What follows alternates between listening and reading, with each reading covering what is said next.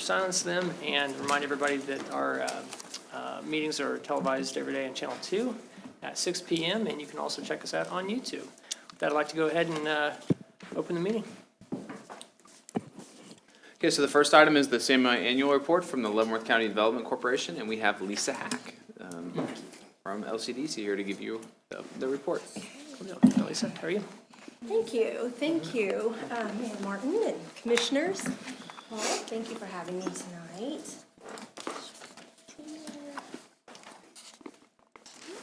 I'm looking for alerts. Okay. Great. Okay. Everybody knows each other. This would be a perfect opportunity to kind of start and talk about myself, but I even know the new one. So anyway, as you know, I have moved into the position of Executive Director for Leavenworth County Development Corporation in May of 2022, so it's just almost a year and a half. I appreciate you all having me here, and I would say that for Leavenworth County Development Corporation, our mission is to facilitate the creation and retention of jobs and capital investment in Leavenworth County. We get to focus on, since there are a lot of people doing economic development in this county, we get to focus on the industrial industries, and we feel like those are the economic drivers. They're the ones that bring lots of jobs, and they occupy big buildings or construct big buildings that bring nice property taxes, and then they help spread the tax base for the community. We really appreciate our investors. We are about 72% of our funding comes from the public sector, and 22% comes from the private sector. The rest of it's from like fundraising, mostly from our golf tournament. And the Port Authority is our largest provider. The cities that provide funding are Leavenworth, Tonganoxie, Lansing, and Basehor, and the amount that we request from the cities is determined through a formula that takes into account property valuation and population. Our private sector, we have about 60 private sector investors, and our total budget's about $330,000. LCDC is run or governed by a board of directors. We have 23 board of directors. Then we have 5 executive committee members. There on the left, you can see our president, Jeremy Greenemeyer. He is wrapping up his first year as president, and then he will finish another year of as a president of Leavenworth County Development Corporation. And our executive committee rotates every 2 years through that role. We have 3 staff members. I am responsible for the operations of the organization and then also business attraction. Diana Dodd, who just celebrated her first year at LCDC, she is responsible for the business retention expansion program. And then, of course, our Mary Mack, we're so grateful to still have her. She's been here longer than anybody. She just keeps us in line, pays the bills, a little bit of everything, and she's very involved in our community. I'm so excited about the team that we have and what we're going to do together going forward. One of our biggest jobs is to market the business parks, the Leavenworth Business and Technology Park and the Gary Carlson Business Park. In 2023, we submitted the Leavenworth Business and Technology Park for 12 projects, and of those, 4 are still active. Then in this year for the Gary Carlson Business Center, we submitted 5 projects, and 1 is still active. We've been working with both Paul and Penny to look at ways that we can improve our marketing for these parks. We've met with developers from Hunt Midwest out of Kansas City, and also with Kim Young from the Kansas City Area Development Council's Animal Health Corridor.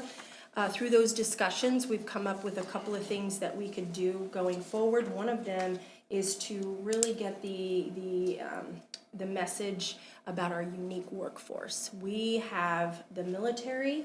This is not something every community has. According to the Census Bureau, we have about 9,000 veterans in this community, and they all come with skills and education that would be highly valued by incoming companies. We have military people that are transitioning out of the military, coming into the civilian world, and we have military spouses here, all that could be potential workforce for companies. We see that as a unique workforce, but we also have justice-involved individuals. Zephyr Products here in Leavenworth has utilized that program well. They have a product line inside the Lansing Correctional Facility where they're able to use inmate labor. And then they also use, for those inmates that are maybe getting ready to finish their time, they are eligible to go to be bussed over to Zephyr Products, and Zephyr is teaching them a skill, paying them fairly, and then they're reducing the recidivism rate. So we've got a very unique workforce. We're just looking for ways that we can make sure and get that message across to potential projects. Other ways that we market not only our parks but sites and buildings, anything in Leavenworth. First, we are contracting with Candid Marketing. They're a marketing company, but they specialize in working with economic developers. And one of the things that they have helped us do is with our website. I just see if that will work. Will that click over? Just a real quick showing of our website. Our website is designed to be easily used by site selectors. Site selectors are those people hired by companies to find the next location. And so you can see up at the top, there's a tab right there specifically for site selectors, and it gives information that those people are interested in. Right from the start, they're going to want to know what other, the leading employers, they want to know who else is investing in your community, and maybe how many numbers, the numbers of employees.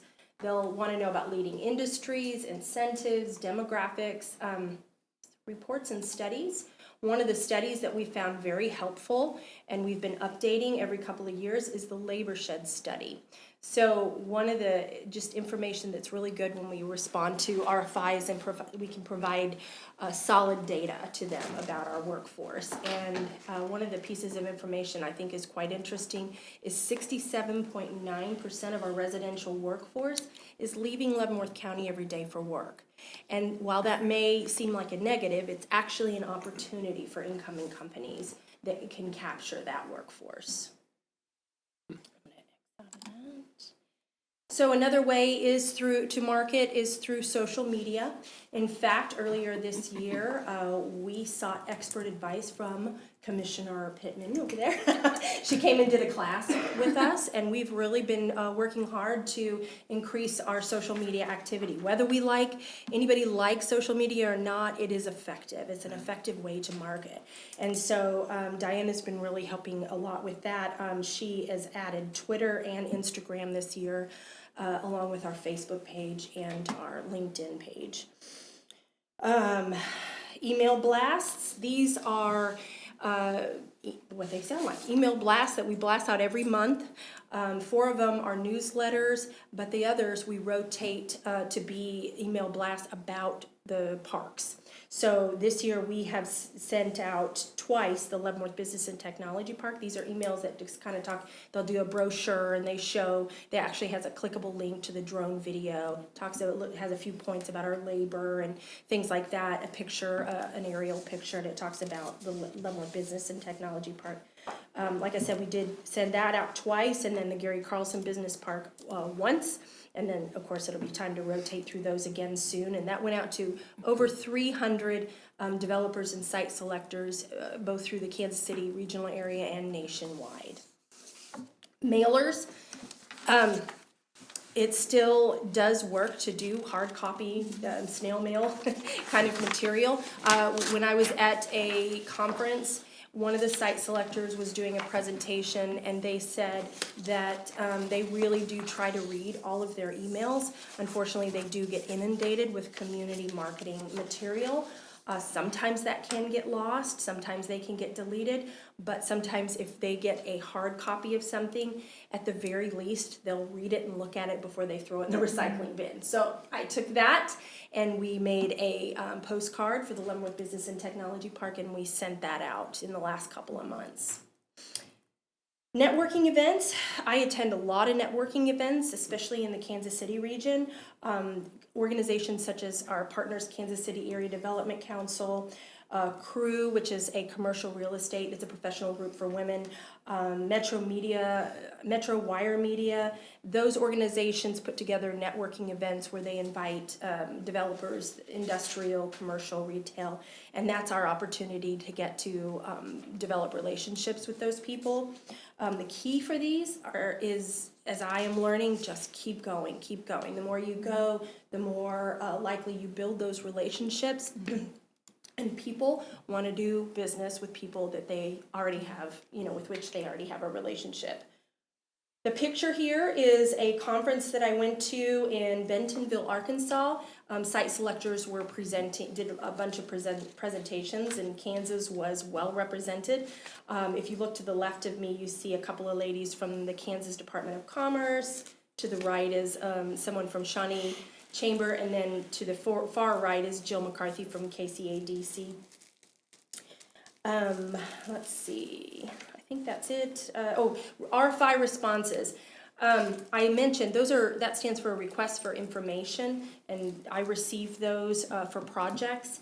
And just by responding, that is doing marketing for our community.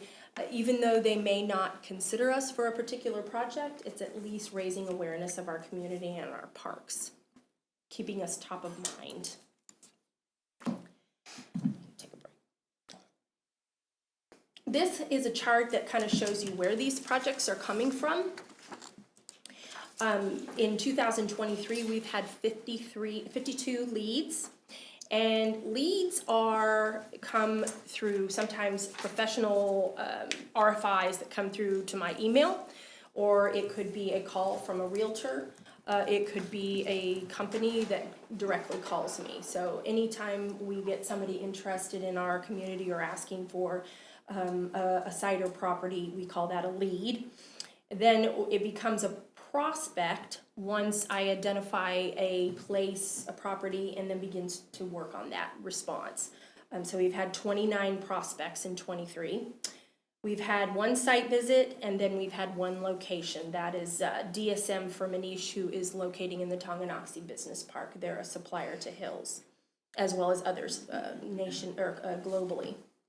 And so if you look to the far right, that column, if you see the word commerce, 19 of the 52 leads came from the Department of Commerce. And in parentheses, the number 25 is last year, so you can kind of compare. From KCADC, we received 13. And LCDC, that means they came directly to me, not through one of our partners, 20 this year. Any questions on that chart? Mm-hmm. It's not only important for us to focus on attracting new business, but it's very important for us to pay attention to our existing companies. And so we have a very robust business retention expansion program. That's what Diana does on a day-to-day basis. She meets with these companies at least annually. These companies will be like Great Western Manufacturing, Cereal Ingredients, Zephyr Products, companies like that. These annual visits help build trust. They also gauge the economic health of the community, and then they help us identify any issues that these companies might be experiencing. Our goal is to help these companies overcome barriers to growth. And so, according to the International Economic Development Council, over 50% of a community's capital investment comes from those companies that are already there and are growing. So it's really important that we help them. Zephyr Products is our big success this year.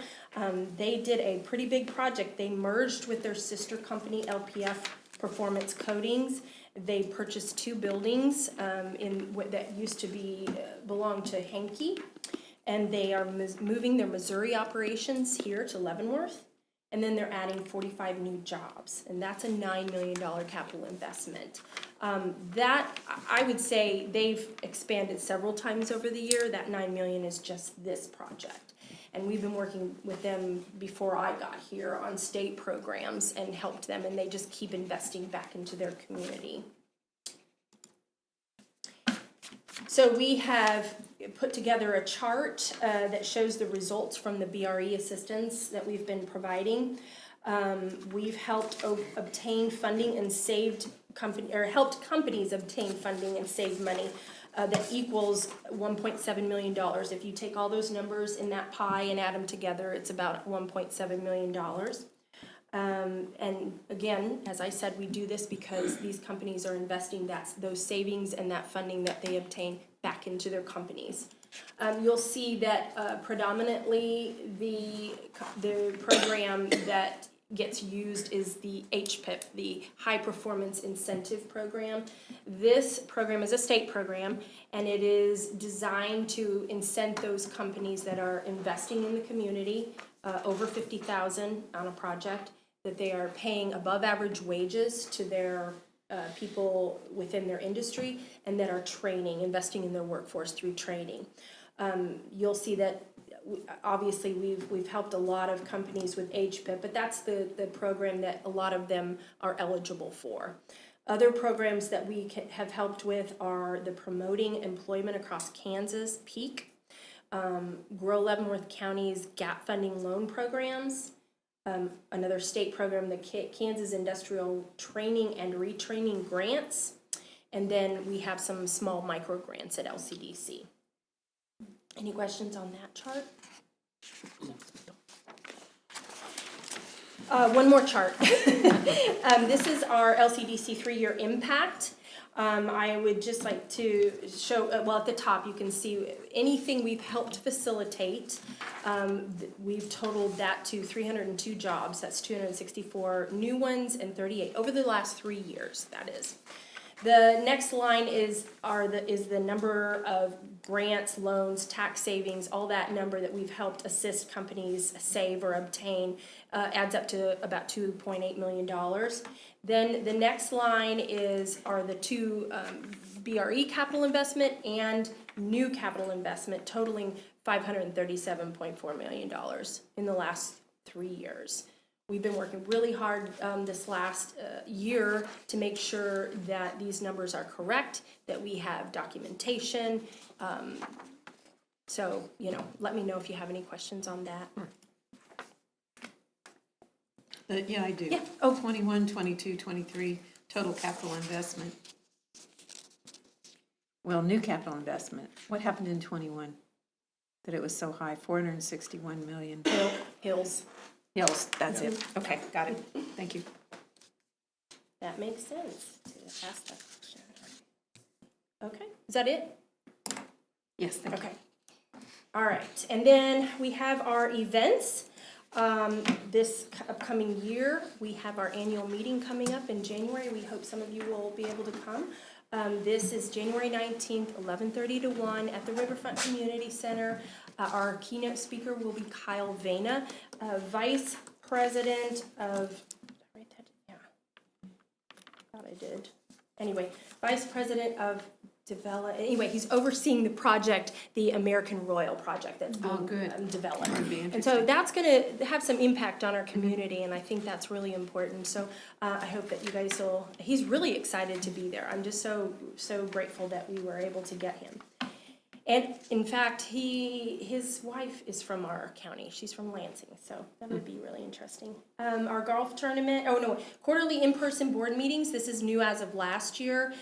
4 times a year, we're trying to put together very valuable presentations, and so those are moved around to different locations. Golf tournament's already set September 13th. We're most likely going to do that at Fort Leavenworth again. We'll have our 2nd annual job fair. That'll be in the fall sometime, and then VIP event, we're now calling that Investor Appreciation because that's really what it is in November. And then we work very closely with the Leavenworth County Port Authority.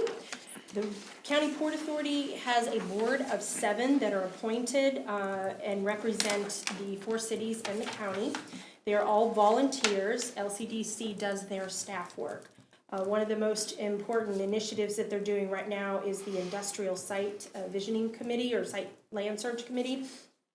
And they are tasked with recommending a site or sites for a future business park someday, because a business park can take a decade to develop. And we know that although the Leavenworth Business and Technology Park is not filled now, it could be filled in one fell swoop. With one project that fits it. And so we don't want to be left without land. So we want to start that process. But again, they'll just be recommending. They've been going through a process of educating themselves. They've sought subject matter experts to talk about past park development, how it was done before, and then current project trends and information. They've had the utilities come in and talk about that. So they hope to wrap it up and hopefully in the spring sometime they'll make their recommendation. This is my contact information, and I also wanted to, since I've only done this a few times with you all, I kind of wanted to see if you have any feedback. If you want to tell me now or email me, please do. I just want to make sure, am I putting in the information that you want to hear or that you are interested in? Is there anything I can do to make this better for you all? You're doing great. Thank you. Yeah, definitely appreciate Good all the presentation. information. Lisa, just a couple questions, Sure. back to your, kind of leads and RFIs and stuff like that coming in. How many of those right now are kind of like in-state, out-of-state that you see coming in, like from the Kansas City area or maybe surrounding, like Midwest region? I don't know if I know that. They come from all over the nation. We don't know that information when we get those RFIs. A lot of times it's already called a project Bluebird or something. Sure. So no, we don't. No, that's get that okay. I was just information. curious. Can you tell me of the open interest that you have right now in the two parks? You said there's like 4 at one and one at the other. When was the last, date of last activity from any of those companies? So what I do is typically, I don't close it until I, hear directly from the source that it's closed or they've located somewhere else, or it's been about 4 months since I've heard anything. I will typically go back and, say, hey, have you heard anything? But if there's not been any movement in 4 months, then I kind of close it. I put it into a different page so that if it does become active again, I can pull it back out, so we're not forgetting about it, and also to keep track of things, but No, that's cool. I appreciate it. I wasn't sure on the RFIs because I was curious to know, since you're connected with Kansas City, more, and you try to do it on the national level where you saw, more impact and stuff like that, what was maybe generating more hits, for us here in Leavenworth. So I was just kind of curious. But it's no problem. interesting. I know we've been getting a lot of projects for that need a lot of power. I don't know if that's, just a lot of IT data center type things that's been coming in. That might have something to do with the federal money that's been coming out for things like that. That's been really interesting. Yeah. Cool. Well, definitely wish you guys the best this Thank year you. coming up. So We really appreciate your support. We really do. Can I ask a question about the Port Authority? Sure. We're one of 2, right, in the state? Or Yes. 3? Okay. Where is that funding coming from? Is that The coming from county, I should have said that. That all comes from the county. And is that a mandate from the state that they fund that, or is that optional for them to fund? That's optional. But our city dollars does not go into the Port Authority at all. No, our dollars go directly to the Leavenworth County LCDC, Development okay. Corporation, yeah. Thank you. cool deal. Okay, Thank you for coming in. Thank you. Appreciate Great it. job. Merry Christmas.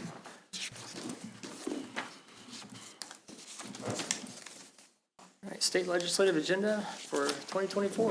Right, Mr. Mayor and Commission, thank you. So this is something that we do every year about this time, ahead of the state legislative cycle. The 2024 legislative session begins January 8th, I'm sorry. And prior to the session, the League of Kansas Municipalities has released its statement of municipal policy, which provides an overview of topics that could affect Kansas cities in 2024. Now, keep in mind that these are cities, large, small, western Kansas, Johnson County, Topeka, so it's a vast list. We'll get into that a little bit, but they try to capture everything that their members may have interest in.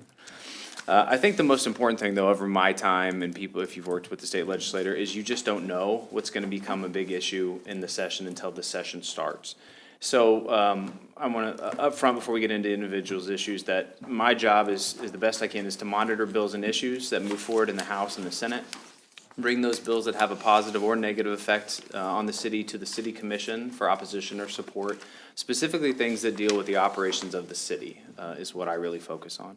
And then per the commission's goals, staff will make every effort to bring those requests of letters of support or opposition to the commission at meetings, so we can get the buy-in and talk about the specific item that may be before the legislature. So as I mentioned, the scope is broad. The 2024 statement has more than 100 issues in 6 separate categories, inclusion of so many because of the scope of the membership. And they do 10 priority items, which were selected based on the potential impact as well as insight on issues that the league sees through their contact with the legislators. All 10 priority items are relevant, but I've highlighted 4. I really try to focus on what's relevant to the city of Leavenworth. We always start with home rule. Home rule is in the Kansas Constitution. It essentially gives cities, especially cities of the first class, the authority to set. You can be more restrictive than the state, just not less restrictive than the state, and gives the city government, the local elected officials, the majority of the control over how a city operates. Getting into more specific ones, one that was been on our radar the last couple years is the countywide sales and use tax. The current formula, which has been in place for more than 40 years to divide countywide sales tax and use tax, is defined by statute, and it's determined by property taxes levied and population. For the city of Leavenworth, we are the sales tax generating engine of Leavenworth County. And the more advantageous formula would relate to the portion of the population, the portion of the sales taxes generated. The sales taxes are generated in the cities, and we think that that portion or that formula that automatically distributes funds to the city is the most appropriate. There has been some talk at the legislature, although not early in this session or before this session starts, about a change to the formula whereby the funds would go to the county and the county would determine the method by which they would be distributed out. So in that case, the city of Leavenworth could be generating 40% of the sales tax, but based on an individual governing body, you could receive none, 5%, 10% of the countywide sales tax back to you, back to your entity. I think this is really one county and one city at odds, but you never know where these things can go. So we just want to continue to advocate to adhere to the formula that's been in place for quite a while. And the league thought enough about it to put it in their priorities that we maintain the distribution formula as is. Do you think there's action that? I they're trying to don't, change but it? you never know how trading can go, or if, when you get into these omnibus tax bills that are sort of pieced together at the end, you worry that something like that could pop in, so I did bring that up to our legislators. Mm-hmm. The one on property taxes, there's 2, but one specifically, and this one is that all taxing authorities, cities, counties, states, school districts, special districts, community college should all be equally transparent and abide by the same limitations, restrictions, and requirements. Any additional transparency measures should not be burdensome or costly. The city encourages the state and local governments to work on making government more efficient and recognize the need to work together. Stop pointing fingers at each other, come up with a common sense solution, because the only people that benefit if that happens are the taxpayers. Yeah. And then there's some specific property tax ones I'll get into. And housing, I brought this one forward because recently we've had the low-income housing tax credit groups coming in, and I think we're all sort of excited by the potential projects that they have. I think Penny has another call tomorrow on another potential one. So the lack of quality housing and really attainable housing for seniors, but also just for anybody in the community, is an impediment for growth right now across the state. So the city supports programs that encourage access to quality housing. Entities in the city that have used state tax credit programs to bring diverse housing options, we support the use of those programs. And I bring it up, Mayor Pro Tem Pittman sent me an article that state auditors warn about the lack of payoff from the LIHTC program at the state level. So the state is selling these tax credits or granting these tax credits. So they're foregoing something like $250 million over 10 years in these tax credits. It doesn't affect us. It's foregone revenue for the state, not lost revenue. It depends on how you parse that language. But it's certainly the way that we've found most effective to get these developers to look at these projects, these duplex townhouse, these projects, and without those, I just don't know that we would have any kind of activity like that. So I don't think it's under any trouble right now, but continuing to say, hey, we need those to entice development to our city, I think is important. I did have just two others that weren't on the top 10 list from their list of 100 to bring forth. The first one is I want to talk about is the local sales tax. So Leavenworth has deliberately decreased its reliance on property taxes over probably the last 10 years and relying more heavily on sales tax. And any state elimination of sales tax authority would unfairly and dramatically affect the city's ability to provide core services. And what I'm really talking about is the sales tax on groceries. So in the session last time, we talked about the state getting rid of the sales tax on groceries, and there was a movement at one point to reduce or to eliminate any local sales tax on groceries. So this chart here is based on some assumptions, and it's not designed to give an exact reading, but we estimate based on census data, based on some data that Roberta has pulled, that based on household size, average percentage of sales of purchase of food from a family, the worst case scenario would be an annual loss of about $2.359 million to the city's overall budget, which is the equivalent of 7.76 mills. Now, I am absolutely not saying that if this happens, the city's going to raise the mills 7.76 mills. But what I'm saying is the city of Leavenworth, more so than a city like a Basel or a Lansing, who is more reliant on property taxes than sales tax, would be disproportionately negatively impacted if they did something to the city's sales tax revenue. I do worry that when you get into these, again, omnibus tax bills, that something popular could be, let's continue to reduce the sales tax on food even lower. Let's take the city's ability to levy 2% on their food sales, and thereby, for us, I would assume that we are about the highest sales tax reliance of a city of the first class. And so if you take such a large with a Dillon's, with a Price Chopper, and with a Walmart, and we believe Walmart's about 50% food sales, that would be pretty dramatic and pretty rough on the city of Leavenworth as far as our budget obligations. So to be clear, when it goes to 0 at the state level, we'll still be 2%. Yes, so right now, how it stands, the stair-step program would just affect the states, but there was language last time about looking at the local, because it's popular. You know, at the state level, if you did that, you're also then reducing that, but without impact to how does that affect my ability to pay police officers, firefighters, public works, you know, because the city of Leavenworth is primarily people delivering services. So I just wanted to, and I wanted to mention too that I've met with Representatives Proctor and Beeler, talked to Representative Johnson, and then Thursday I'm meeting with Senator Pittman, and these are just things that I'm sharing with them, just the impact that something like that would have. Yeah, I was gonna ask what the latest, like, word on the street is. I mean, So, and I'll hit that right after the last one, but I'll go ahead and hit it now. So my understanding is that this is going to be dominated by taxes, and they want to have something early in the session, but I believe that the question right now is it income tax? Is it sales tax? Is it property tax? What would be included in the package? Income tax, there's been talk about the single tax rate, so taking it to, I think it's 5.15 or 5.25. So that's been on the table. On the property tax side, we've heard about the 4% cap on property valuations. I think there's some problems there because there was maybe some pushback from agriculturally zoned property and commercial property. Maybe some concern about, are there unintended consequences if you cap residential property tax? Because would that then put the burden onto farms or put the burden onto commercial property? So that may be a stumbling point. I think we thought that one was, I don't want to say anything's a sure thing, but it had passed the Senate, it was going to the House. But I do have heard that there is some concern about, from those interest groups, about how that potential cap would impact residential and farm properties, or commercial and farm properties. And then on the sales tax side, it's can you accelerate the reduction of food tax? Do you look at the state's sales tax? And then potentially, do you look at the city's local sales tax on something like food items?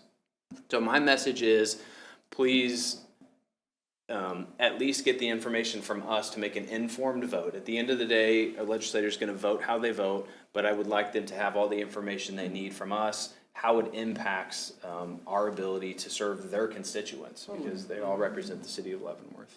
Do you 911 call them, or how do you communicate with them during session? So I have a pretty good relationship with all four, and they're very responsive. And so I have their cell phone numbers. They're all very responsive on email. They do a pretty good job of keeping me up to date with, hey, this is coming, and stuff like that. So that's been good. And then the final thing I put on the property tax, used to be called the Genesis bill or the health club bill. Yeah. This was the sort of never-ending initiative to exempt certain industries from paying property taxes. This started with health clubs, the argument being that they're competing in some communities against like a YMCA or a community center. We don't really have that here. There's no apples to apples competition for Genesis. But the problem that inevitably comes up is expansion. It goes from health clubs, and then you get other industries that sort of end up in that same thing. And all that does is shift the tax burden for providing, again, and I always hate to say public safety, but it is. It's police, fire, public works, parks, onto residences or other businesses. So we're just asking that select industries are not granted exemptions, and that these bills have yet to succeed, but they do appear each and every year.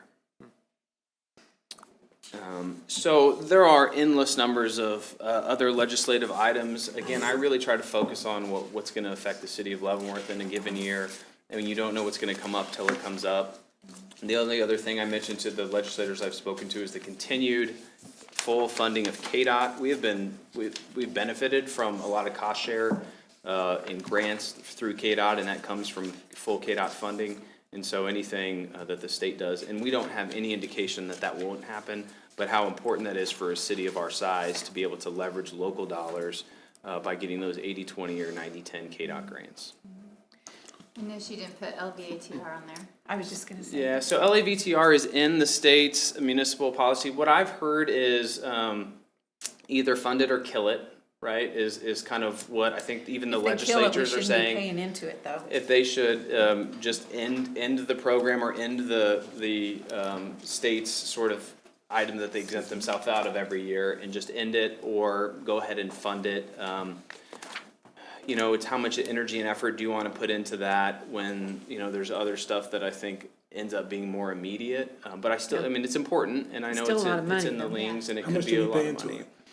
Well, it's more of a collection that they collect. We don't actually pay anything into it. It's a deferral of tax dollars to the state, but, It goes know, into Ta- that certain fund, though. It doesn't stay here. So and I don't know, I hear that it's really not an issue in other parts of the state that, but I don't know, so got it's you. in there. And if there's an LAVTR bill, I would bring it up, or certainly if the commission directs, a more strongly worded statement on LAVTR. It's just not really on my radar because it's been out there for a couple years and I'm more focusing on the immediate stuff. But We certainly just don't want to interested pay in. into something that's going Yeah. into a fund that we're not getting back when the law says we should be, and we should be following the law. Well, yeah, technically we're not paying into it, they're just taking it. It's Yeah. like it's our taxes, right, and they're supposed to give it back. Right. Back to somebody's But they've only done it once, I think like the first or second year or whatever, and it just hasn't been since, so. It's been like Every 20 year years. since then, they 20, turn around and they pass a law for that year. Yeah. We're Yeah, not gonna just be, exempting we're not gonna from have to pay into Yeah. it. Mental health, that was another one, and, I went through all of their legislative priorities. that Yeah. Lee- Yeah. And we had that on there Mental last health year, as I and- called out. We've been very happy with the efforts of the state and the state legislature about funding mental health. I mean, the guidance center has done very well with grants. We now have places to take those that need mental health. The city of Leavenworth is, through a grant, is working with the guidance center to have a co-responder, mental health professional to mental health calls. And so I think this is one where sometimes you need to tell the state legislatures, thank you. You Well, yeah, listened, that, and I think they but did a also good job. if you expanded Medicaid, that would take care of a lot of people who are out there. Well, that's the other one Without the help. that one I left to the governing body. It's certainly on there as under healthcare funding, but, that I would defer to the governing body on that. It's definitely a need. I think so. I support it. Yeah. What about, another thing I'm worried about come up again, is city elections, about opposing, city elections being partisan, is that something we're taking a Right, so stance on? that started with the move of city elections from the spring to the fall. And then there's, of course, the the federal law that does not allow military active or civilians to participate in partisan elections. We certainly have a heavy population that could work for the federal government. And so we've constantly been on that they remain nonpartisan.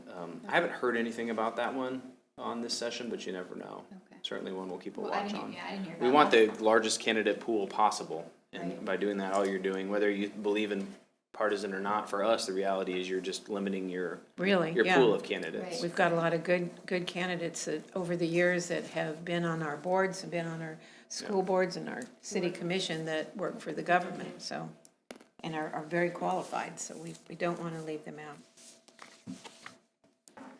I think it looks good.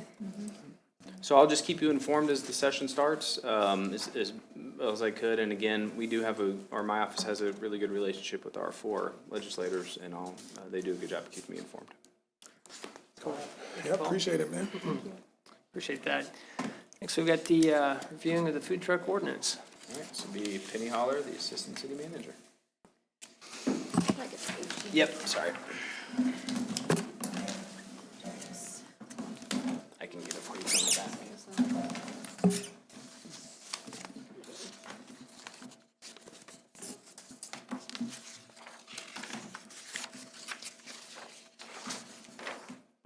Meals on Wheels. There you go.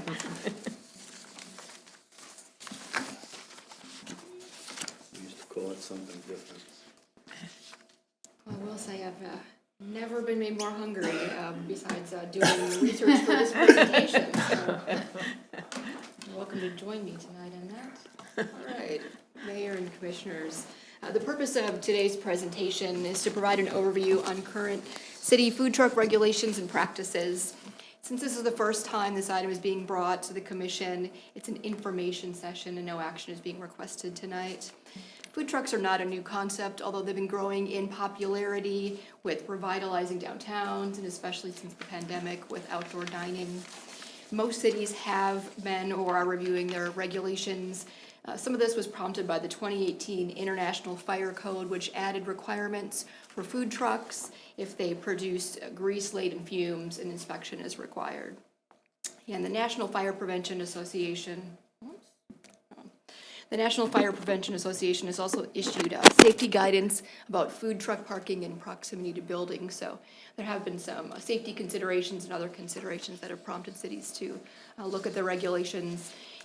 From a community aspect and economic development aspect, food trucks can be sort of a sign of activity, a sign of something fun, an activator for downtowns, unique when in conjunction with another activity. It's an easy way to feed a crowd and keep people on site.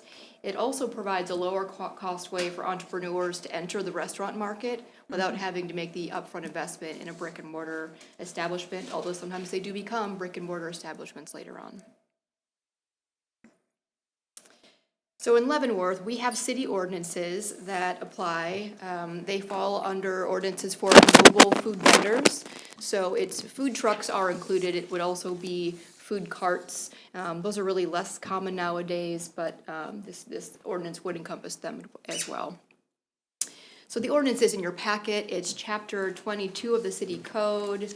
And you'll see that in order to operate a food truck or mobile food vendor in Leavenworth, it requires 3 things: a health permit from the city, a food handling permit, which is an online certification, and a mobile food vendor license. The mobile food vendor license is issued out of the city clerk's office. It's a simple 1-page application that's also included in your packet. You provide your driver's license for the type of vehicle, a copy of the food establishment license from the Kansas Department of Agriculture, and proof of commercial general liability insurance. And there's also a $60 fee. So according to the clerk's office, we have 9 licensed food trucks currently in the city of Leavenworth. For private property, there are location requirements included in the ordinance. That means that they cannot operate within 100 feet of a brick and mortar restaurant during posted hours without their written permission. And the truck and the line of customers can't impact street traffic, sidewalk flow, block ADA accessible routes, or restrict driveway access. So many of you are familiar with where this occurs now. I'll give examples. Black Belt Barbecue is often seen at the Fairfield Inn on Metropolitan. Wild Cactus Taco Truck can be found at Hibbett's Sports off 4th Street. And Amito's Halal Mediterranean Grill is usually parked at Denny's Produce about 2 blocks up off of 4th Street. And on Saturdays at the Sunoco gas station off Dillon's, off Eisenhower by Dillon's over in that area. So a lot of people will look on their Facebook or social media pages to find their current location, if they're on their regular site at the regular hours, or if they're attending a special event such as a county fair or something else. And food trucks actually have followings, so people pay attention, and if they're a fan of a food truck, will keep an eye out for where they're going to be located and travel to the food truck. We don't know if these are formal or informal arrangements with the property owners, if there's payments that occurs between the parties for running their business in the parking lot. That would be something we'd be curious to know more about. For city property is ordinance restricted, so, excuse me. The long and the short of it is food trucks can't park on city property, which includes right-of-way, streets, city-owned parking lots, alleys, or parks without permission from the city manager. So due to the complexity of what that looks like in Leavenworth, we usually handle that through the special event permit process. So some examples of that are Camp Leavenworth, where we have the food trucks, the area's closed off. That's a special event, so we have the food trucks there. And when that occurs, it follows a different process than parking it on private property. The Leavenworth Arts in the Park, you recall, that was at Stubby Park this year. They had food trucks, and that was part of a special event permit process. The Wilcott Brewing Oktoberfest, they had food trucks as part of their event. Again, these are when we run into the special event process. So typically, those go through a city review process. Several of us participate in those. So the city clerk participates to look at state alcohol regulations and whether other permits are necessary. The police department looks at traffic patterns, pedestrians, safety, business deliveries. The fire department looks at fire truck access and safety. Public Works looks at construction in the area, and other departments are involved as necessary. Those are approved by the city manager administratively unless they have a greater public impact, and then they come to the city commission. And if it's not in a park, this is tended to be done in conjunction with a road closure, which really tends to address or mitigate, if you will, the safety impacts for the public, not blocking intersections when folks are trying to cross, those types of things. And also addresses Kansas ABC alcohol requirements for that being a designated and confined area. Enforcement is through the police department if there were to be some immediate items or safety concerns. The ordinance allows the city manager to approve a food truck's request to park on public property without obtaining a special event permit.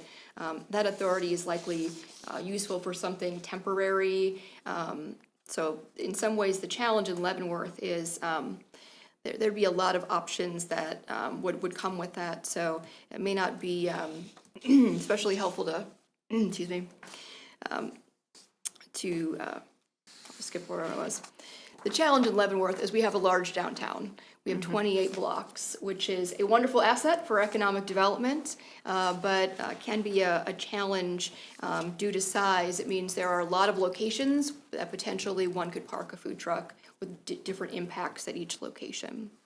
So really any possible location would require the police review, the fire review from the city clerk's office on alcohol ordinances and similar things like that. As a point of comparison for other cities, Weston nearby has about 4 blocks downtown and some side streets, so really a smaller area, fewer options where one could park a food truck. Lawrence has about a 6-block downtown on Massachusetts Street. Nearby New Hampshire has some areas they do street events, and relatively, again, just a 12-block square radius, so significantly smaller number of options, which means potentially less impact in some of those areas. So while in Leavenworth, we might have greater possibility for negative impacts, we may also have opportunities for greater flexibility. There may be some places where food truck parking could be done with fewer impacts, including on city property. So we have had a few requests over the years for food trucks on a street or on city-owned areas separate from a special event permit because they don't want to close the street. So I'll give an example. A few weeks ago, we had a new-to-the-city food truck parked in an on-street parking in support of a retail establishment's event. They didn't realize they had the mobile food vendor license, but they didn't realize they needed city permission to park it on the street to support this retail event. So with appropriate review, as an example, is that something that might work in Leavenworth? So currently now that would be prohibited by ordinance without city manager permission. And most recently, Sean and Jennifer Wilcott, owners of Wilcott Brewing, submitted a request to have a food truck park outside their business to provide food to their patrons. They currently only provide beverages and would like food options to keep patrons on site. They do not plan to invest in serving food out of their establishment, and that request from Sean and Jennifer was included in your packet as well. To my knowledge, this is the first request for regularly parking a food truck on city property for the support of a business and not part of a temporary event or a sale. To be clear, an ordinance change would open up possibilities in other locations and other circumstances. The Wilcotts are suggesting this be allowed with a sponsoring brick and mortar establishment for on-street parking next to their business, which really brings up some questions about the use of private property. So streets and parking lots are generally taxpayer funded and almost always in Leavenworth have been used for traffic and parking. In the central business district zoning, there's no parking requirements, partially because large numbers of workers and visitors and residential tenants utilize the free public parking. There are a handful of businesses with designated loading zones near their building. They pay a $100 annual fee for that space for simplified pickups and deliveries. That'd be one of the closest things that we have currently to what the Wilcotts were wanting to consider. So to learn more, I looked at how food trucks are handled in other cities. As an example, Overland Park only allows food trucks on city property as part of a special event. Miriam had the same ordinance wording as Leavenworth, but specifies the city manager can approve something unusual on city property. Emporia allows designated spaces in one public parking lot on Saturdays, Sundays, and Mondays. Potentially that's, less restaurants are open on those days, maybe to meet a need there. And other cities like Derby outside Wichita allow food trucks and on-street parking with requirements like not within 200 feet of an intersection and the line of customers can't block ADA accessible routes. So as you can see, there are various approaches and considerations. Should this be an item that the city wants to reconsider, we would likely be looking for some public feedback, including from our downtown and chamber business organizations. I've just presented a lot of information on food trucks. Are you hungry yet? That's the big question. Yes. I'm available to answer any immediate questions that you may have. As the city clerk, Sarah Bodensteiner, who also works fairly frequently with special event permits. And I would also note that it's a study session. There's not a public comment portion for tonight, though I'd recognize that Sean Wilcott is here in the audience in attendance tonight. So with that, I would open it up to the commission for questions. Have we talked to local downtown business restaurants? Are they okay with, so that would be their competition. Yep, I'd suggest to the commission that really the first step is, would you like to pursue updating the ordinance? Or are you open to reviewing what we currently have? Yeah, I'd like to. And if that's the case, then potentially staff would bring back some potential options for what that would look like, and that's where we could get some public feedback. I think if we said, who's a fan of food trucks as sort of an overarching idea, I think there'd be general support. I think if we would sort of look at some options, which would be regular parking in a spot, use of parking lots, sponsored by a brick and mortar I think when you get down to that level of specificity, you'll potentially get better feedback from the Chamber and Main Street and other downtown businesses. So right now, I know Sean has talked to a few businesses in his area that have been supportive of the concept. Yeah, we couldn't just talk to restaurants, we'd have to talk to their businesses, because it's gonna, Can we, everybody. since Sean is here and he brought this up, can we hear from him? I'm game. That's totally up to the commission. Yeah, Let's bring him come on, up. Sean. Your game, man. Yeah, he's been on this for a few months. No, he's got a whole, He Wonder came, what he the came ready. he's got a whole presentation there. Let me go grab my computer. So I guess any questions on it all? I don't know what's in the packet. I haven't really reviewed. I mean, this has been a back and forth, kind of collaborative, really. Met with Penny 10 months ago or so for the initial talk around this potential topic. And my wife and I had reached out to a number of the businesses down around us, and more specifically around the restaurants in our area. So for those that aren't aware, that we do allow outside food in. We allow people to bring in any kind of products that they want, and have partnered with some of the restaurants that actually do offer delivery. And for us, it's been the 1, 2, and 3 most common requested thing for us is, hey, we would like to get food on site if we can. And so we make the collaborative effort, or the conscious decision, to not put a kitchen in. But, we're trying to build an atmosphere that's a little different than a restaurant. We were just talking earlier, if I were to walk into a restaurant and I see my brother and his wife there, we'll go say hi to them, and then we'll leave them alone so they can have their private meal. And for us, we're wanting to have that more atmosphere, that if you walk in and you see a family member, that you want to have a social collaborative effort. So it's a different atmosphere that we're trying to create. And so through this effort and going around some things, we have engaged other businesses, tried different options, and still feel that this is an avenue that we can bring to the community that adds support to it. There are some concerns that we wanted to take into consideration right out of the gate, which is protecting those businesses that do invest in brick and mortar and they pay property tax and things of that nature. So I believe our formal request is in the pack, and it kind of goes through and walks through what we've done and tried to incorporate those types of concerns. But thus far, we've been open-armed, very welcomed from the other communities and the other businesses that are surrounding us for this effort. Question, has any businesses been opposed to this idea that you communicated with? Not to our face. They have not. That's a great response. And I say that, so I've not heard of one, Yeah. but I'm not gonna say that somebody doesn't talk behind. No, understand, That yeah. aspect, so, even right across the street, Tenpenny, we've engaged in multiple times. Yeah. They say, hey, and with this, actually, we've had the feedback from a couple of different restaurants in town of, people come to us because of what we do. We're not too worried about somebody else setting up shop, because our patrons come to us anyways. Yeah. And so this just wouldn't be able to provide food after hours when Tenpenny closed. This is something that you want to do more consistently. So our request here, and again, this is something that I think the right answer is a collaborative effort of what makes sense for the business district. Our proposal, and what we feel is one way, and a good starting point, is having a sponsored business. So you can't have a food truck just show up and park. It's more of, hey, you have to have a sponsored business that shows a collaborative effort down here. And so you have that scenario, and we've even gone to the point to try to protect those brick and mortar restaurants, to say, it doesn't make sense to where they park, it has to have during their hours. Yeah, So you can't be open. For Royalcott, it would be, hey, you can park there from 4 o'clock until 9 o'clock. Yeah.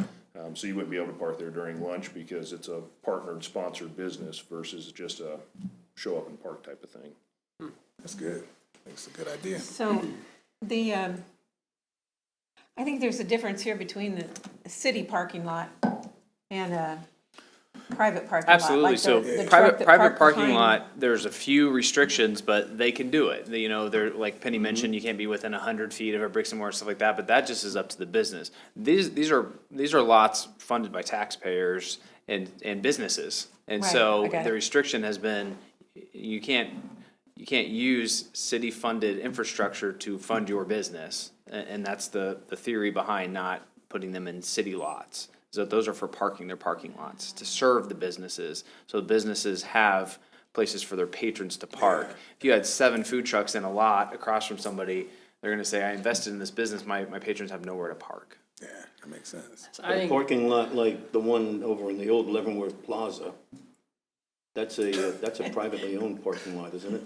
That's away from everything. That's a food vendor parking Yeah, I lot. know. Well, there's one that goes up there and parks now. So the one across Yeah, from right. Tenpenny, right? That, there's Gronus, there's Tenpenny, there's some other Yeah. businesses, Yeah. and if you were to Sure. use that, they're gonna say, hey, that's a city space. lot, Yeah. where are my patrons supposed to park? Now they're Yeah. walking, they're trying to find an on-street park, they're parking at Haymarket. That would be an issue with Yeah, using city behind Country Club infrastructure. Bank, is that Country Club's lot or is that the city? Because there was, Chick-fil-A was in there for a while, That's a privately owned lot. privately owned too. Yeah. So, Sean, what are you, like an ideal world, what would you want right out front? Because you couldn't use those parking lots, because those are, you're saying we own, the city owns those. Right now, that's how it operates. Any Right now. city-owned lot or any on-street parking is not allowed to have a food truck unless it's a special use permit and I've never granted just a one-off. I would not feel comfortable doing Right. that, even though the city manager has authority, that just wouldn't be appropriate. So it'd have to be a special use permit. Yeah. For a special event, I'm sorry. And you're not talking about on the street itself. Yes. So actually, our proposal would be that the request is really parking on the street parking right in front of our facility. Right. But only when you're open. Correct, yeah, only when we're open. And there'd be some businesses that couldn't. Say they only in front of their property, just bad luck, you only have 36 inches of sidewalk or 48 of Right, sidewalk. depending you on know. the size, yeah. But, Sixth Street has a much wider sidewalk, or Cherokee has a much wider sidewalk. So these are the things that if you want to look at this, that staff would bring to you. Looking at, no closer than X number of feet to an intersection, because you don't wanna block sight distances or something like that. So not every business would be able to participate, because just on the physical location of where they are, we'd have to talk about Delaware. It's angled parking, it's on-street, Right. would you, what would you do? So you don't wanna make it overly complex, but you also can't simplify it because there are different conditions that exist. I'd love to just see, get some more information, and at the end of the day, just see a good business case on, Get why it would input. make sense. Or Input from why, why would businesses. it not make sense, you know what I mean? So, definitely game though, to see. So our hope is that John covers this, it's seen in social media, and we start getting the feedback, official feedback. The chamber, Main Street may be a little tougher right now, but then we get individual businesses, residents, just saying what your thoughts are. The city right now is just looking at it. Yeah. We're not taking a position either way. And I think part of I think this they'd be too, happy. Penny, if we can, because you guys are collecting information, if you're able to, if you can note how many businesses you've talked to and what percentage is restaurant, what percentage is retail or other. If you can do that too, just to provide a good, covering of, okay, so it's not Get more one-sided. specific on what's the information you're getting, where are you getting the information from, when did you get the information? Yeah, if you can get the whys, why are you in favor of it? Why are you not in favor Oh, of it? yeah. and stuff like Well, that. we've had calls, the St. Patrick's Day Committee, for our parade about having food trucks on the parade and having us sponsor them, which we haven't done, and we wouldn't do that. That's up to individual businesses like yours, I think, but. It's not limited to food. We've had coffee and hot chocolate requests from retailers. So not a that they don't serve beer, or that it's not a companion. It's Right. Saturday sidewalk sale. They're going to have a coffee and coffee and hot chocolate truck. That's a mobile food vendor. So currently you can't do that on city property. So there's more thought than just traditional food truck. I think it's interesting to look at. Can See what- you set up like a form that they can fill out and get feedback? Or would you individually Survey? knock on each downtown business? We would certainly want to rely on we pay a lot into Main Street. And this Yeah. is And this is and the to- downtown right, into business chamber, too. association and members of the chamber. So we would And really John's getting the message out. really to Main hope Street right to now. rely on those partners that we are our liaison to those businesses. Yes, But definitely. we can certainly come up with maybe where if you proactively want to come to the city to fill out something, we can do something. So they can be honest in front of us and behind our Reaching backs. out to them, I think, will work a lot better than waiting for them to come to us. And there's 300 You say and we don't them, have a yeah. business license, so I don't even know who they all are. That's another Yeah. hurdle. I think it'd be good, At this though. point, Yeah, it's, it'd be good. I think, this is probably kicking off future discussions, right? So, Right.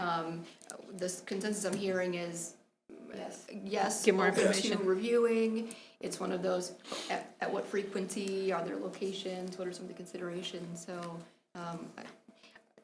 I'd want to make sure that we do that well. We do that to get the best feedback. Yeah.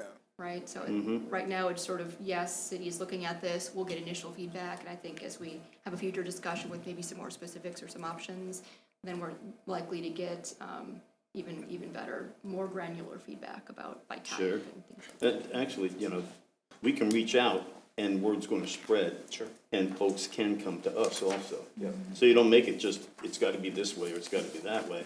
Yeah, we're open to listening to you, even if we haven't reached out to you. Yeah, absolutely. Food trucks in downtown Leavenworth? We're exploring it. This policy's not just for the downtown, would it? Or is? So that's correct, so the way the Be for the ordinance is city. right now, it is all city property, is how it reads, and that's defined, that includes parks, that's alleys, that's on-street parking, that is parking lots. If it is city property, it's currently under the ordinance, so. That doesn't mean though, if you did this, you couldn't limit it to the central business district. Cause you'd Yeah. have to think about, parks are a different animal in some ways. And there's no sponsor, Right. Is that- adjacent. is Does that- a sponsor have to be adjacent? There's not a bricks and mortar. It'd be just the food truck setting up at the park to take advantage of the crowd at the park, Right. without a special use event. And I hate Yeah, delays, they'd but have to get unfortunately, it's special probably gonna use. get delayed a Why little would- bit. Are, No, it's the right way to do it. this may be a dumb question, but the ice cream man? They're exempt, they're, Okay. they're Yeah. exempt from Do we some even of got the one? specifics. Yeah, in here, it Yeah. It's a doesn't apply. separate, Okay. they have a separate, They don't come down my Chapter street. cereal. five. They have a separate license, Section they're five. prepackaged ice cream, so they're handled differently. Now, if Okay. he were scooping it out like old school style, he'd probably be treated like a mobile food vendor because it's all prepackaged. Your bomb pops and all that, it's Okay. handled separately. So they're not part of that 9? Correct. Good question. Prepackaged hot dogs can work out. There you go. Delicious. Businessman. I like to think it.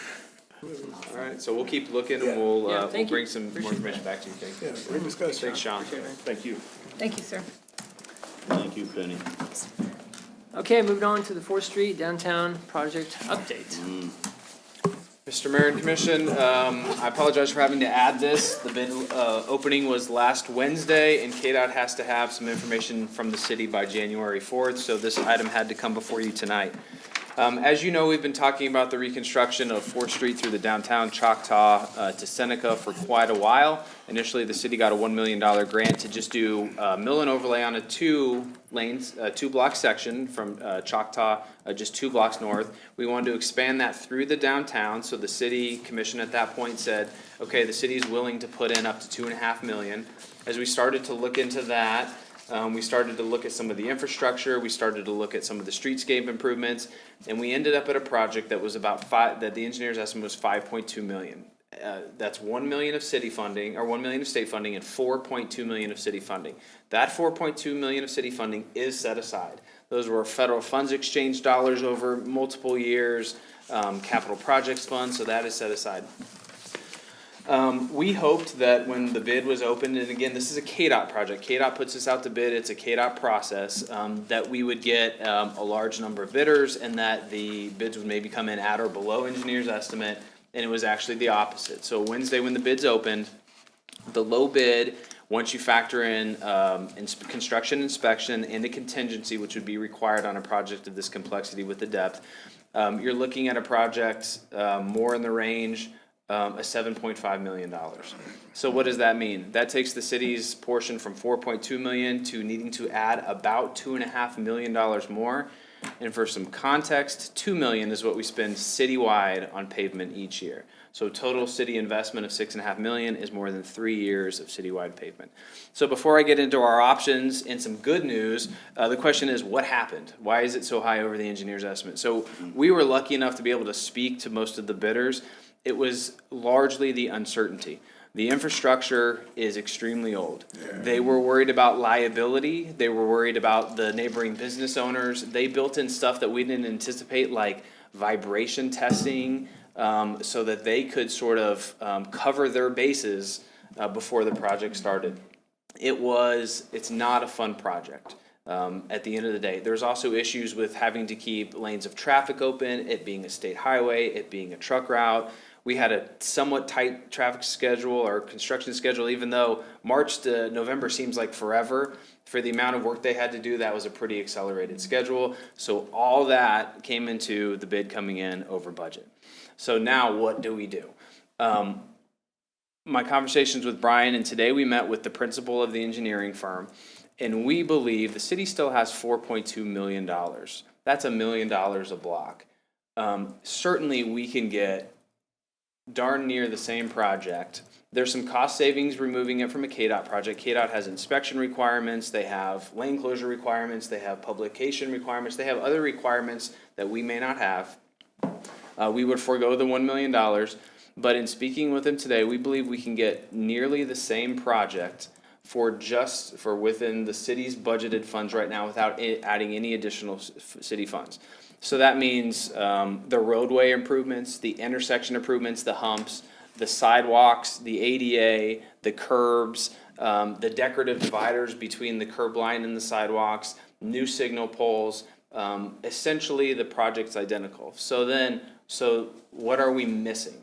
And what we won't do is the complete reconstruction of the stormwater and sanitary portion. But we do have a plan for that. So I'm going to turn that over to Brian and then come back and finish out with some of the project details. Yeah, underneath the road right now, we have a very large, about a 72-inch old stone arch, which is what our stormwater flows through. It runs right down the middle of 4th Street from the south to the north end of the project. And actually underneath that is our sanitary sewer line. So to access our sanitary sewer line, we actually have to get into the storm sewer and then unbolt the manhole lids which are in the bottom of the storm sewer pipe. The sanitary sewer is actually in decent condition. But when we looked at, hey, we're removing all this pavement, 4 lanes of concrete pavement, we're regrading the intersections to get the humps out. We have to recompact the material that's there. With that truck traffic, compacting that we'd be doing, we were really concerned about the condition of that old arch. All that vibration, all that work we were going to be doing, is that going to damage that arch? And so what we decided early on, if we're going to remove all the pavement and open up that roadway, it made sense to replace that storm sewer. And if it made sense to replace that storm sewer, we ought to replace the sanitary sewer that was underneath it. And so the project grew from just a pavement project to doing all that infrastructure underneath. But we feel we don't have failures in those systems. They're old, but they work. And so we have some options independent of reworking the roadway to do rehabilitation on that storm sewer structure that will add life back to that structure. But that's one of the things we're looking at is what can we do to the pavement, not remove it all, localized at the intersection and a mill and overlay on the rest of the street, keep that arch structure intact, and then come back after the project, do any repairs to that, and line that pipe. We feel it would definitely add a lot of life back to that system. Is it KDOT that's requiring that to be taken out, or is No. KDOT is requiring more than what we think we need? No, that was something in the development of the project. We came to the realization, initially it was just doing the pavement.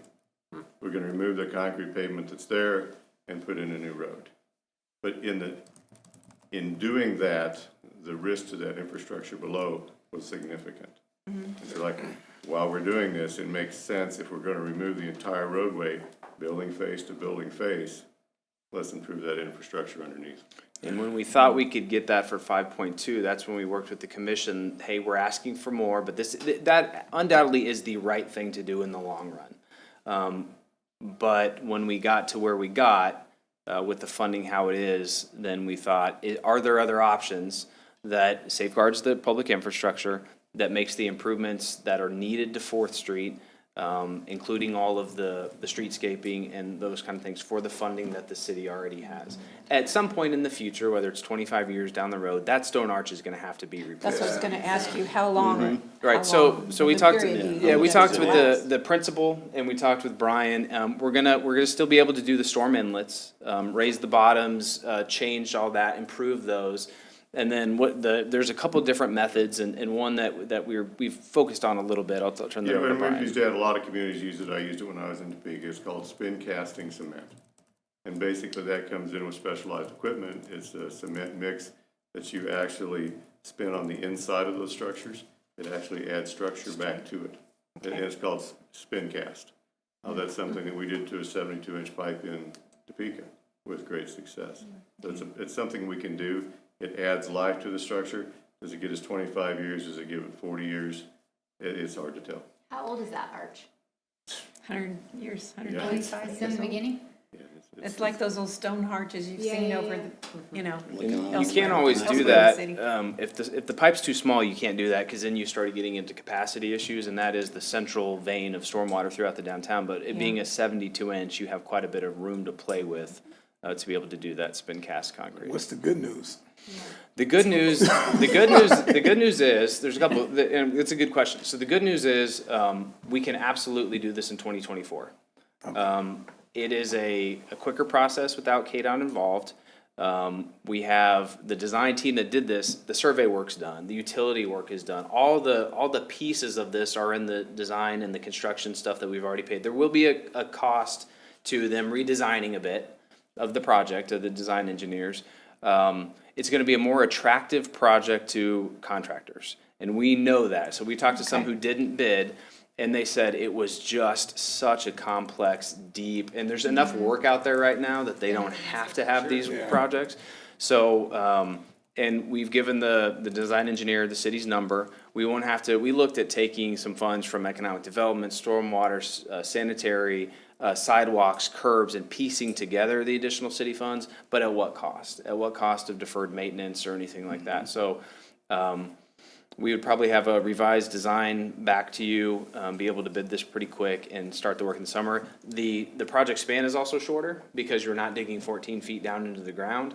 You're gonna probably end up doing some full intersection replacements to get rid of the humps, but the sections in between, you would just do a deeper mill and overlay of a new surface. And the buildings along the street, I mean, there was that issue with the tying in of the building to the street. That will Right. be the same as what we've already. That was part of some of the reluctance from the bidders too, is reconnecting everything to all those adjacent buildings, the stormwater and the sanitary. They would be responsible for that, and that's a lot of I thought they interaction with wouldn't be individual connected buildings. because that would have less vibration that would affect the buildings. I'm talking about the storm and sanitary that are already, the water conveyance systems, yeah. Got it, okay, gotcha. And just to be clear, the initial bids came back higher because we kind of changed our scope a little bit. Is that what you're saying? Yes and no. I mean, when we originally talked to KDOT to get that grant for the 2 blocks, it was a small project for 2 blocks. The quote that we had from our engineer at 5.2 included all the work that was actually bid. But just again, contractors bid that uncertainty. I mean, the work should have been, in our opinion, about $5.2 million. But when they're building in the vibration testing and all these different things, and when you go down 14 feet, you got, that roadway, and you got 12-foot sidewalks in the near face of these buildings that were built in the 1800s. And so they're going down 14 feet, they're putting in a 66-inch pipe. Sure. 5 feet away, they're putting in a sanitary sewer that's actually even deeper than that pipe. They basically have completely wiped out the entire road, building face to building face. And that made them extremely nervous. No, I appreciate that. The reason I was I asking can see that. was just because it's like, if we knew that ahead of time when the assessments were done, and then all of a sudden people got nervous after the fact, that's what I was trying to find out. Like, did they just change, oh, now we're nervous about it? Like, So how is that missed? Yeah, they baked that in. The engineer baked it in as best they could of the uncertainty. I think it also is, there's a ton of work right now. 2 of the contractors who actually turned in full bids do a ton of federal work, and I know that they did not necessarily expect to get it, because they have so much other federal work going on, and then they did get it.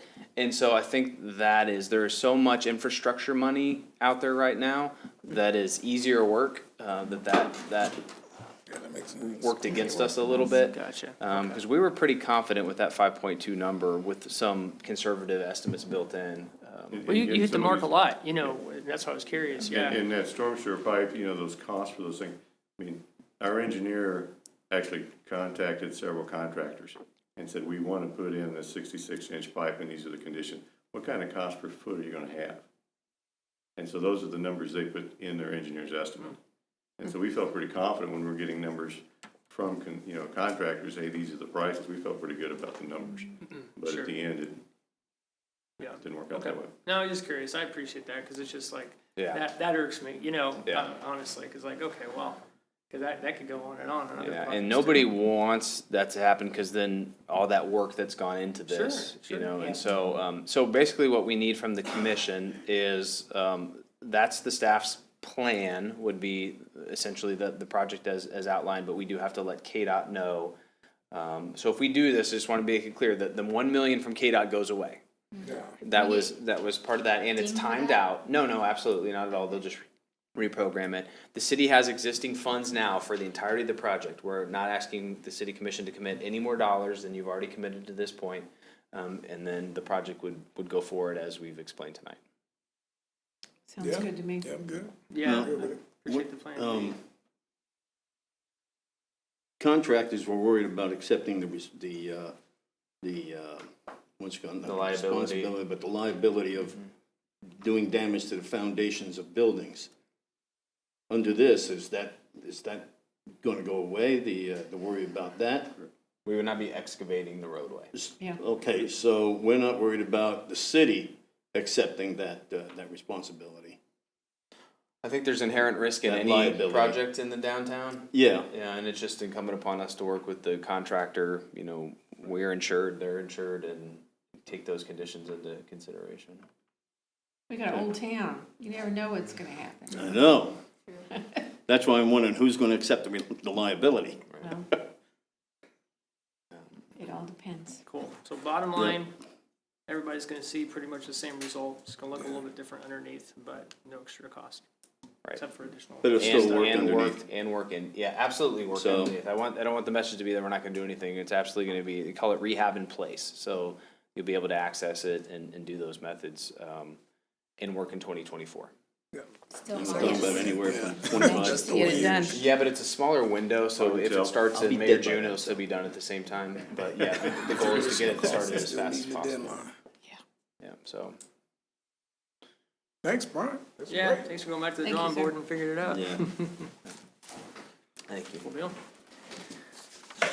Okay, well, that kind of concludes items for tonight. I want to go around the horn, beginning with Mr. Kramer. You got anything? Nothing tonight, thanks. All right. Ed?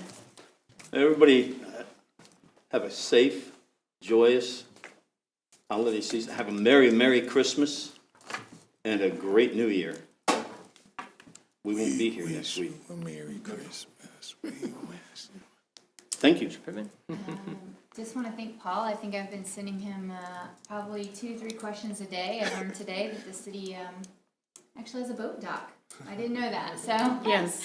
And you can tune into 100.5 on your FM dial to listen to music at the Mayor's Lighting. So lots of questions, so thank you, Paul. I hope I'm not annoying you too bad. Merry Christmas to everyone, and have a happy New Year, and enjoy your holidays and your family time, hopefully. Cool deal. Nancy? I repeat what everybody else says. Merry Christmas, happy holidays.